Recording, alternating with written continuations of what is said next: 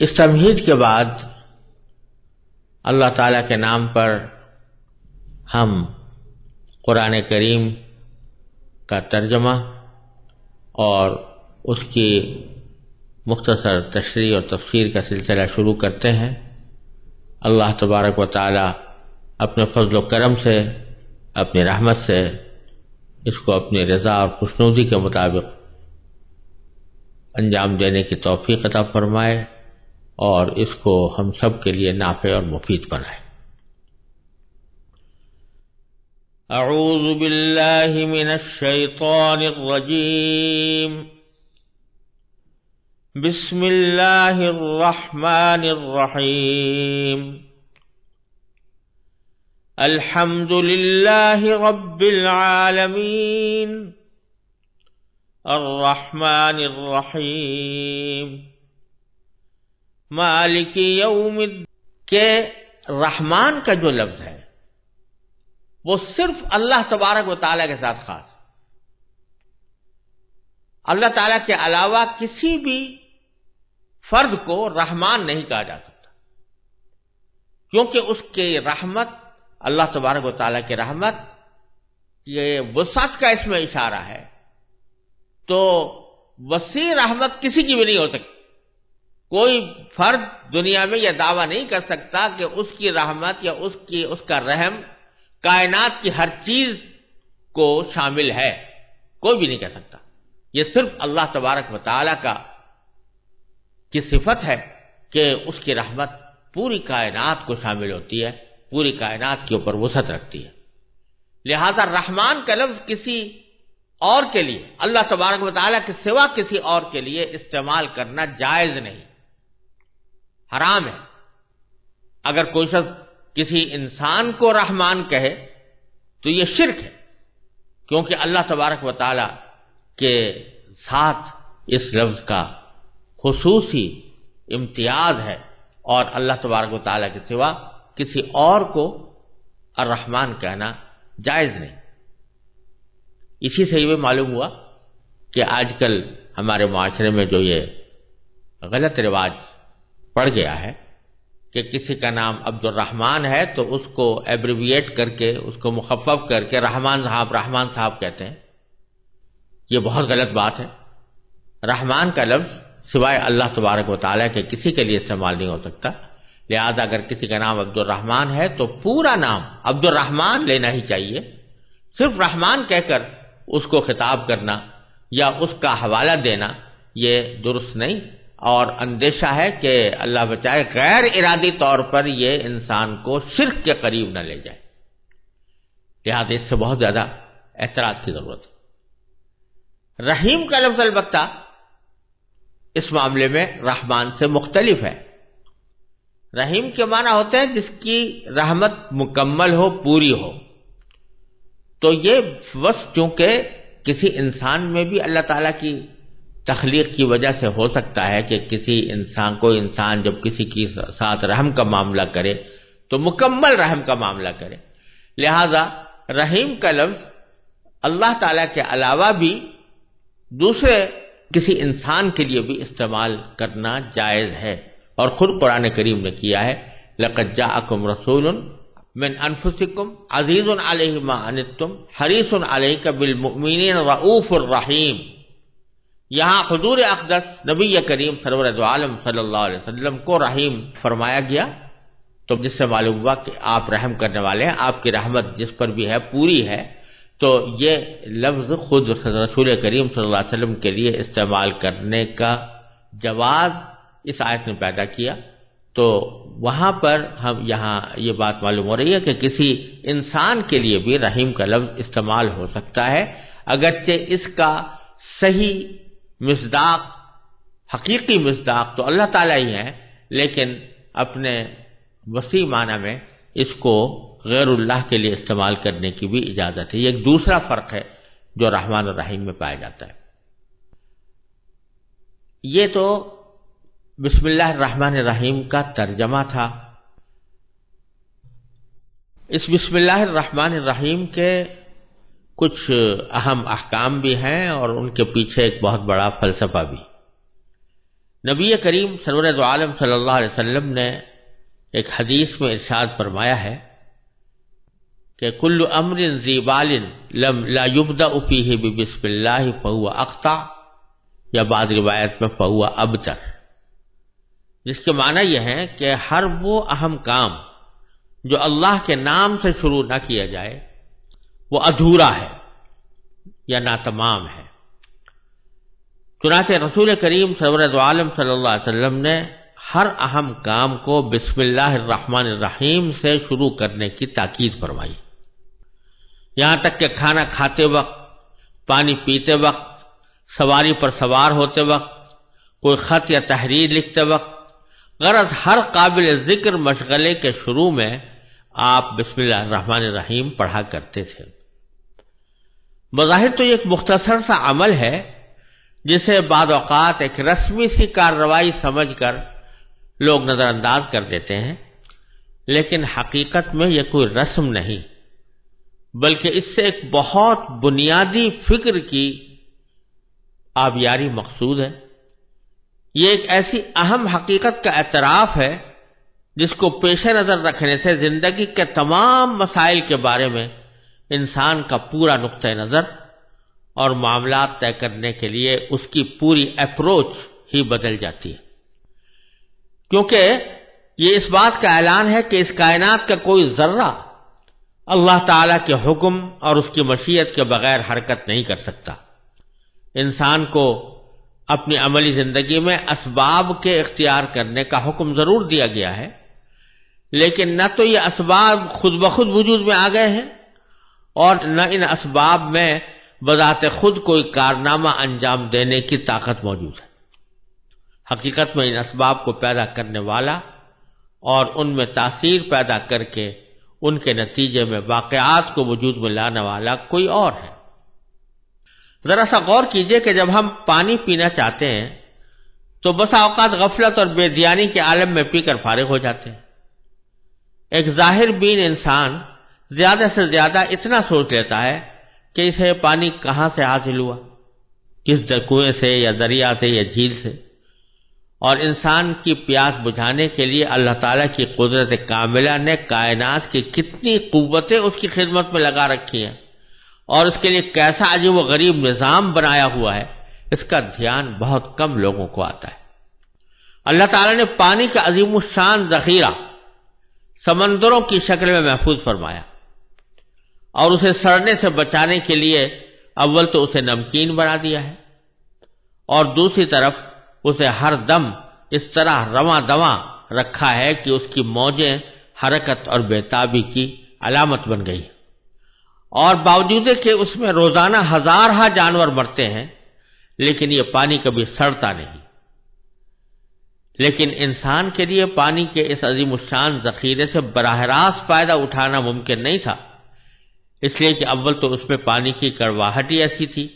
کہ اسے انسان پی نہیں سکتا تھا، دوسرے اس پانی کا حصول صرف آس پاس بسنے والوں کے لیے ہی ممکن تھا، دور رہنے والے اس سے فائدہ نہیں اٹھا سکتے۔ اس کے لیے اللہ تبارک و تعالی نے ایک طرف سمندر سے مانسون اٹھا کر اس میں ایک ایسا خودکار پلانٹ نصب کر دیا جس کے ذریعے سمندر کے کڑوے پانی کو میٹھا کرنے کا حیرت انگیز نظام کسی انسانی محنت یا مالی خرچ کے بغیر مسلسل جاری ہے۔ دوسری طرف اس مانسون کو بادلوں کی شکل دے کر اللہ تعالیٰ نے ایک مفت ایئر کارگو سروس فراہم کر دی ہے جس کے ذریعے یہ سیال پانی ہوا میں تیرتا اور سینکڑوں بلکہ ہزاروں میل کی مسافت طے کرتا ہے، اور اس کی فضائی پرواز نے دنیا کے ہر خطے کو سمندر کا پانی میٹھا کر کے سپلائی کرنے کی ذمہ داری لے رکھی۔ لیکن نہ تو انسان یہ برداشت کر سکتا تھا کہ اس پر ہر وقت بادل چھائے رہیں اور بارش برستی رہے، اور نہ اس میں یہ طاقت تھی کہ وہ سال بھر یہ 6 مہینے کا پانی ایک ساتھ اکٹھا کر کے رکھ سکے۔ لہذا اللہ تبارک و تعالیٰ کی قدرت و حکمت نے یہ انتظام فرمایا کہ بادلوں کا یہ پانی پہاڑوں پر برسا کر اس کے منجمد ذخیرے برف کی شکل میں محفوظ فرما دیے۔ پانی کا یہ دل فریب کولڈ سٹوریج پہاڑوں کی چوٹیوں پر دلاویز نظارے تو فراہم کرتا ہی ہے، لیکن اس کا اصل کام ہماری پیاس بجھانے کا انتظام ہے۔ اسی کو قرآن کریم نے یہ ارشاد فرمایا کہ افرأیتم الماء الذی تشربون اانتم انزلتموہ من المزن ام نحن المنزلون، کہ ذرا غور تو کرو کہ وہ پانی جو تم پیتے ہو، کیا تم نے اس کو بادلوں سے اتارا ہے یا ہم نے اس کو بادلوں سے اتارا ہے؟ ہم ہیں اس کو بادلوں سے اتارنے والے۔ پھر انسان کو یہ تکلیف بھی نہیں دی گئی کہ وہ اس برفستان میں خود جا کر اپنی ضرورت پوری کرے، بلکہ اسے سورج کی گرمی سے پگھلا کر دریا اور پہاڑی نالے بنا دیے گئے، اور اس کے علاوہ پانی کے سوتوں کے ذریعے زمین کے کونے کونے میں ایسی پائپ لائن بچھا دی گئی ہے کہ انسان جہاں سے زمین کھودے وہیں سے پانی برآمد ہو جاتا ہے۔ سمندر سے پانی اٹھا کر اسے پہاڑوں پر محفوظ کرنے اور پھر زمین دوز پائپ لائن کے ذریعے دنیا کے چپے چپے تک اسے پہنچانے کے عظیم الشان سلسلے میں کہیں بھی کسی انسانی عمل یا اس کی فکر و کاوش اور منصوبہ بندی کا کوئی دخل نہیں۔ انسان کا کام صرف اتنا ہے کہ وہ ان بہتے ہوئے دریاؤں یا زمین میں پوشیدہ سوتوں سے اپنی ضرورت کے مطابق پانی حاصل کر لے۔ اگرچہ یہ کام پانی کی سپلائی کے مذکورہ بالا قدرتی اور آفاقی نظام کے مقابلے میں نہایت محدود اور مختصر کام ہے، لیکن اس محدود سے کام کی انجام دہی میں بھی انسان بڑی مشقت اٹھاتا، بہت روپیہ خرچ کرتا اور کائنات کے دوسرے وسائل سے کام لیتا ہے۔ پانی کا ہر وہ گھونٹ جو ہم ایک لمحے میں اپنے حلق سے اتار لیتے ہیں، آب رسانی کے سارے طویل عمل سے گزر کر ہم تک پہنچتا ہے، جس میں سمندر، بادل، پہاڑ، آفتاب، ہوائیں، ندی نالے، زمین اور اس میں پوشیدہ خزانے، اس پر چلتے ہوئے جانور اور بالآخر انسان اور اس کے بنائے ہوئے آلات، سب اپنا اپنا کردار ادا کر چکے ہوتے ہیں۔ جب حضرت صلی اللہ علیہ وسلم نے یہ تعلیم دی کہ پانی پینے سے پہلے بسم اللہ الرحمن الرحیم کہو، یا کم از کم بسم اللہ ہی کہہ دو، جس کا مطلب یہ ہے کہ اللہ کا نام لے کر پانی پینا شروع کرو، تو در حقیقت اس کا مقصد یہی ہے کہ پانی کی اس نعمت کے استعمال سے پہلے اللہ تبارک و تعالیٰ کے اس احسان عظیم کو یاد کرو، جس سے تمہارے ہونٹوں تک پانی کے یہ گھونٹ پہنچانے کے لیے کائنات کی کتنی قوتوں کو تمہاری خدمت میں لگا دیا۔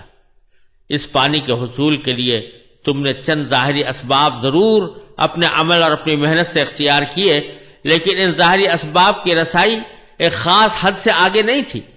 اس حد کے پیچھے اللہ تعالیٰ کی ربوبیت کا وہ محیر العقول نظام کام کر رہا ہے، جو انسان کے عمل ہی نہیں، اس کی سوچ اور تصور کی پرواز سے بھی بالاتر ہے۔ پھر ایک عام آدمی کو اس سے زیادہ کسی بات سے سروکار نہیں ہوتا کہ اسے پیاس لگی تھی جسے اس نے ایک گلاس پانی پی کر تسکین دے دی، لیکن یہ پانی حلق سے اتر کر کہاں جا رہا ہے اور اس کے جسم کی کیا کیا خدمات انجام دے رہا ہے، اس کی طرف عام طور سے کسی کا دھیان بھی نہیں جاتا۔ ذرا غور سے کام لیں تو در حقیقت ہماری جسمانی مشینری کے ایک ایک پرزے کو پانی کی ضرورت تھی،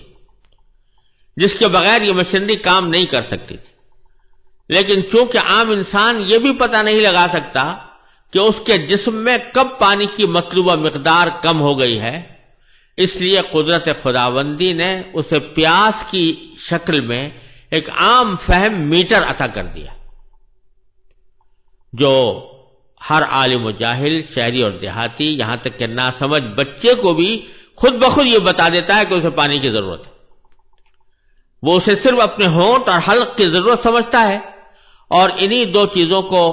تر کر کے مطمئن ہو جاتا ہے کہ پیاس بجھ گئی، لیکن در حقیقت پانی کا اصل فائدہ اس سے کہیں آگے ہے۔ وہ صرف ہونٹ اور حلق کی ہی نہیں بلکہ پورے جسم کی مانگ تھی۔ وہ حلق سے گزر کر جسم کے ہر اس حصے کو سیراب کرتا ہے جسے اپنی زندگی برقرار رکھنے کے لیے اس کی ضرورت تھی، اور اس طرح جسم کی اندرونی پائپ لائن کے ذریعے وہ پانی سر سے لے کر پاؤں تک ضرورت کے تمام جگہوں تک پہنچایا جاتا ہے، اور پھر جتنے پانی کی جسم کو ضرورت ہوتی ہے اتنا جسم میں باقی رہتا ہے، اور باقی حصہ جسم کی دھلائی کرنے کے بعد اپنے ساتھ مضر اجزاء کو بہا کر دوبارہ جسم سے باہر نکل جاتا ہے۔ مشہور ہے کہ ہارون رشید ایک مرتبہ پانی پینے کے لیے گلاس ہاتھ میں لیے ہوئے تھے۔ وہ اس گلاس کو ہونٹوں تک لے جانے لگے تو قریب ہی بیٹھے ہوئے بہلول مجذوب نے ان سے کہا کہ امیر المومنین ذرا ایک لمحے کے لیے رک جائیے۔ ہارون رشید رک گئے تو بہلول نے کہا ذرا بتائیے کہ اگر شدید پیاس کے وقت آپ کو یہ پانی نہ ملے تو آپ اسے حاصل کرنے کے لیے کتنی دولت خرچ کر دیں گے؟ ہارون رشید نے کہا کہ ساری دولت۔ بہلول نے کہا اچھا اب پانی پی لیجئے۔ جب وہ پی کر فارغ ہوئے تو بہلول نے پھر پوچھا کہ امیر المومنین ذرا یہ بھی بتا دیجئے کہ جتنا پانی آپ دن بھر میں پیتے ہیں اگر وہ سارے کا سارا جسم کے اندر ہی رہ جائے اور باہر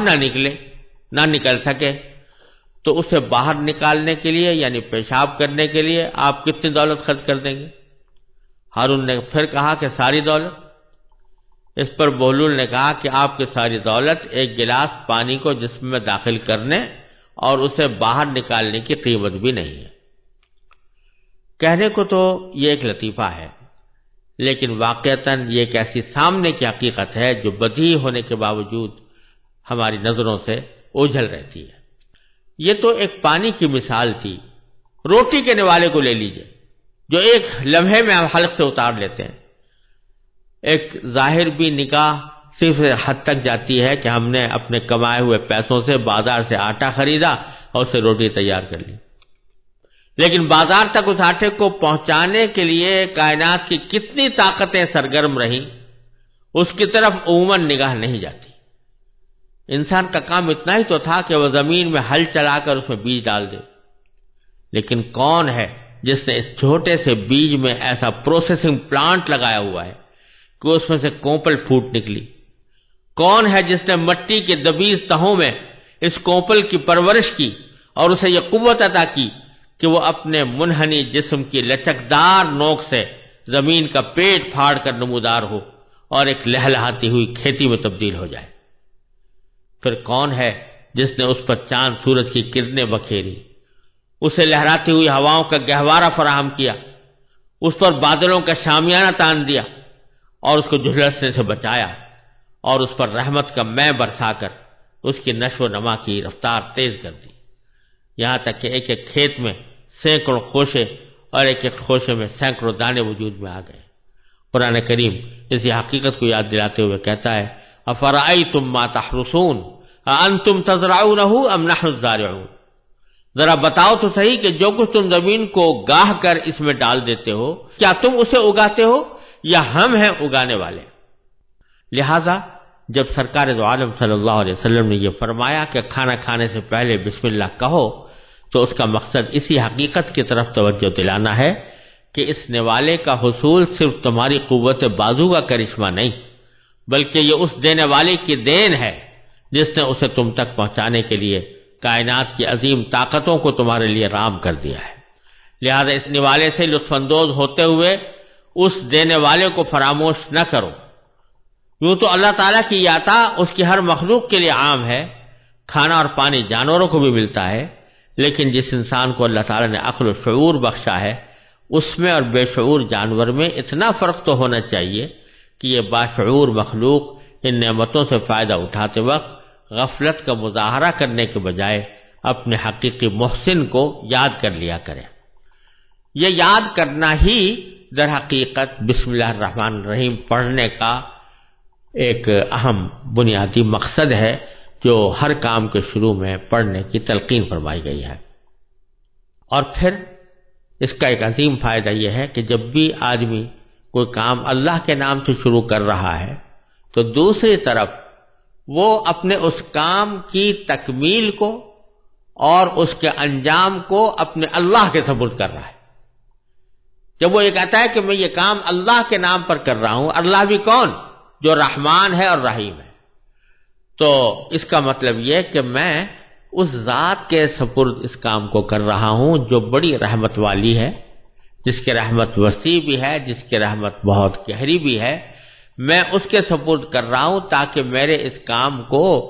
وہی اپنے فضل و کرم سے تکمیل تک بھی پہنچائے اور اس کا اصل مقصد بھی مجھے حاصل ہو۔ جب آدمی اللہ تبارک و تعالیٰ کی طرف اس طرح رجوع کر کے کوئی کام شروع کرتا ہے تو اول تو اس کام میں انشاءاللہ برکت ہوتی ہے، دوسرے یہ کہ اس عمل سے بندے کے اندر ایک عاجزی، درماندگی اور اپنے تواضع کا احساس پیدا ہوتا ہے، کیونکہ جب یہ بار بار اللہ تعالیٰ کے نام کا حوالہ دیتا ہے تو رفتہ رفتہ اس کے دل میں یہ شعور جڑ پکڑ لیتا ہے کہ وہ اس دنیا میں خالق اور مالک بن کر نہیں آیا بلکہ مخلوق اور اپنے مالک کا بندہ بن کر آیا ہے۔ یہ بندگی کا احساس اس کے دل میں تواضع، عاجزی، ہمدردی اور غمگساری پیدا کرتا ہے، اور فرعونیت، تکبر اور رعونت کے رذیل جذبات سے اس کی حفاظت کرتا ہے۔ لہذا اس بسم اللہ الرحمن الرحیم کو پڑھنے کا جو ایک سبق دیا گیا ہے یہ اپنے پیچھے حکمتوں کا ایک جہان رکھتا ہے، اور اسی لیے نبی کریم صلی اللہ علیہ وسلم نے فرمایا کہ اپنے ہر کام کا آغاز بسم اللہ الرحمن الرحیم سے کرو، اور اللہ تبارک و تعالی نے بھی اپنی کتاب مجید کا آغاز بسم اللہ الرحمن الرحیم سے کر کے اس بات کا سبق دے دیا کہ جب ہم بسم اللہ الرحمن الرحیم کہہ کر آغاز کر رہے ہیں جبکہ ہم ہر قسم کی حاجت سے بے نیاز ہیں، تو یہ تمہیں تعلیم دی جا رہی ہے کہ تم اپنے کاموں کو اللہ کے نام سے شروع کیا کرو۔